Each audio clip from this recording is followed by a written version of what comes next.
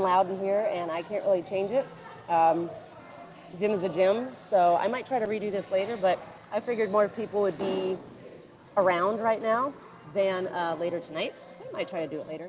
But yeah, so welcome to Next Level Fitness down here in downtown Nashville. I am Angela from Music Strong Fitness Training for Musicians. So hopefully this makes it easier for you to hear me. If you can't hear me at all, please let me know.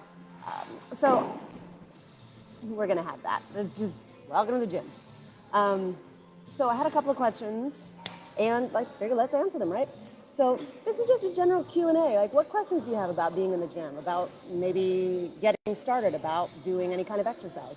One of the questions Holly asked was, what's the best way to attach a battle rope? And that's a great question. So I'm going to show you what a battle rope looks like. And honestly, you just need an anchor point. So it depends on how much room you have. If you have no room, you're kind of hosed. I've seen people attach a battle rope to like a kettlebell, so you can thread it through, and that's a possibility. It has to be a really heavy one. So a couple other options are putting it around something like the basis of this right here. So you could wrap it around that, or anything heavy, as long as you've got, as you can see, space to have room. I'll show you where we have it right now. Okay.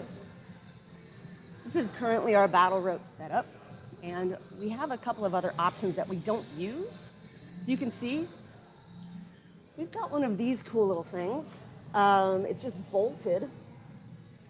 We don't use it. But this is how we do it at the moment. So we just got them all crammed right there. And that's our option. So, I mean, that's a couple different ways. As long as you've got something, gosh, it's friggin' loud in here. As long as you've got something stable that you can put it to, it's just gotta be heavy, and you have to have enough room. So, I might not get through this. Oh my gosh, it's so friggin' loud. Anyway, the second question, she said, what are the best leg exercises you can do without killing your knees? And to be honest, no leg exercises should kill your knees ever at all, period, the end. If there are leg exercises that are killing your knees, there's a better chance that your form is incorrect. So or maybe your form isn't incorrect, but you've got some arthritis, you've got an underlying condition. So it really just kind of depends on what you mean by killing your knees. I'm going to show you some of my favorite leg exercises and the best way to do them. Body weight stuff, right? A couple different options. If you want some great lower body leg exercises that, like I said, don't kill your knees, you need to focus on hinging. So your knees are a secondary hinge point. Your hips are your primary mover.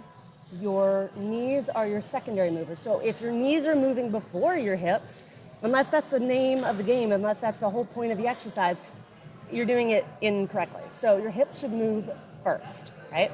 So, for example, right here, grab you a barbell, grab you a kettlebell, grab you a dumbbell. I'm going to show you how to hinge.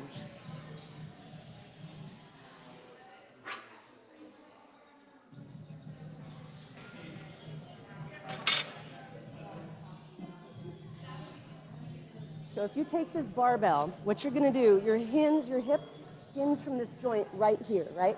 So what you're going to do is you're going to draw in and you're going to hinge backwards like this, right? So to start, we load up the hips and then you bend the knees. But it's not a this, right? So it's like this. You keep it close to you and then you hinge back and you come forward and you back and forward. So as you can see, I'm loading my hips. So the force is going through my heels and it's loading through the hips first. The knees didn't move. So that's step number one. Here's something else that you can do. You can do, one of my favorites are Bulgarian split squats. See right there. You can do this on a bench. You don't have to have one of these. I like these better because they prevent you from cheating. Any kind of one-legged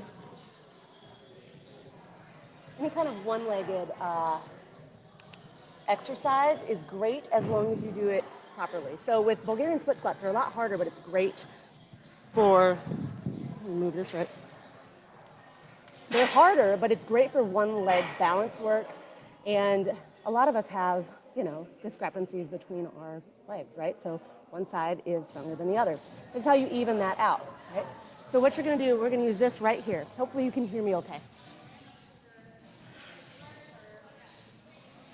So I'm gonna put my laces of my shoe on this, right? You wanna step far enough away. If you don't have one of these, use a bench, right? So most people will do this. That's all knee loaded. We want hip loaded. So you're gonna draw in, squeeze nice and tall. Think about dropping your back knee backwards, dropping down, right? And I'm pushing through my heel. My toes are for balance, right? Here to here. So if I go this way, you have to squeeze here, focus on a spot, drop back, and then press up through your heel. Yes, your quads are involved, your glutes are involved. All of this is involved, right? But what I'm not doing is I'm not pushing my knee forward. That whole thing about your knee going over your toes, your knees can go over your toes. However, if you do weighted stuff over your toes, that's a whole different thing. So if you've got knee issues, it might not be the best for you. I don't know, look up knees over toes guy. That's his thing. But anything like that is gonna be great. You can also do deadlifts. Deadlifts are some of my favorite things. You can do one leg deadlifts. So again, if you don't have, Bulgarian split squats are one of my favorites because you can do them anywhere. You can do them on the road, you can do them backstage, you can do them in a hotel. They're just body weight, right? I am not a fan of lunges just because I hate them, but they're great for you.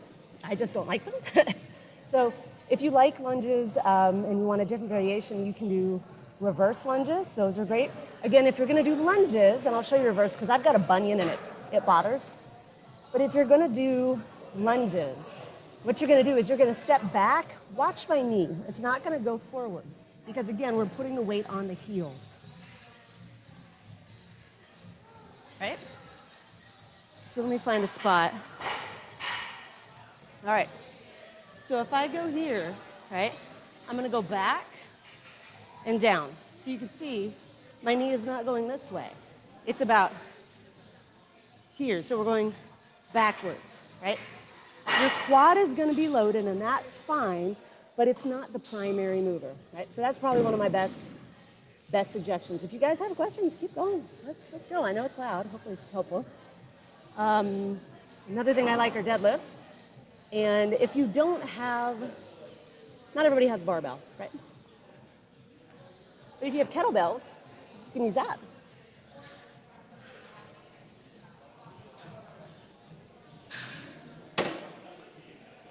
All right, so I've got a kettlebell right here, yeah? Y'all can see this okay? So what you're gonna do is you're gonna put that kettlebell in between your heels, right? Belly button's in like someone's gonna punch you. You stand up nice and tall. You're gonna hinge backwards until you can't hinge anymore. Squeeze your shoulders back. So see all here is nice and braced, right? Hinge back, and then you're gonna drop and grab in between.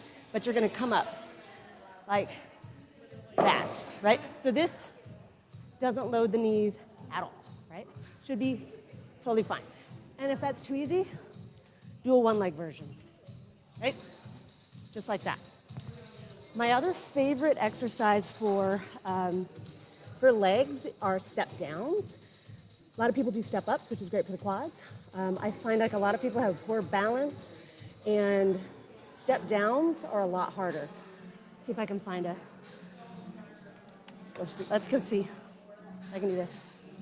Here we go. All right, so this is what I like to use for step downs.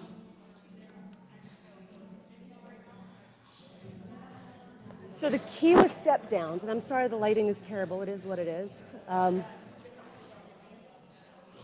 The key with step downs is that you're gonna hinge backwards, keep the weight on your heel, you're gonna stay upright. You'll notice I'm continually saying upright. The hips go backwards, the knee does not travel forwards, okay? So it's like this. So I'm gonna balance right in between, right? So all that weight is on my midfoot, belly button's in, you're gonna hinge back, touch, come right back up. My knee is not going forward, right? It can, but secondarily. The weight is gonna be here. So you're gonna hinge, touch, come up. What I see a lot of is, we're not doing that, and we're also not resting, right? So if you can't, just hold on until you can. But if you hold on, you don't want to do that because that's cheating, right? So like this, hinge, touch, come back. So it's essentially a one leg loaded exercise, but it loads the hip more than the knee. So that's all I got. Do we have any other questions? I don't see anybody, so I don't think so. No comments? All right. Well, maybe I'll go live somewhere else and see how it works. But thanks for joining me today, guys. It was fun. And I might do this again. The only reason I did it was I asked if that would be something people are interested in. Y'all said yes. Sorry it's crazy loud. Maybe I'll do it tonight. If you got any other questions, sounds good. See you guys later.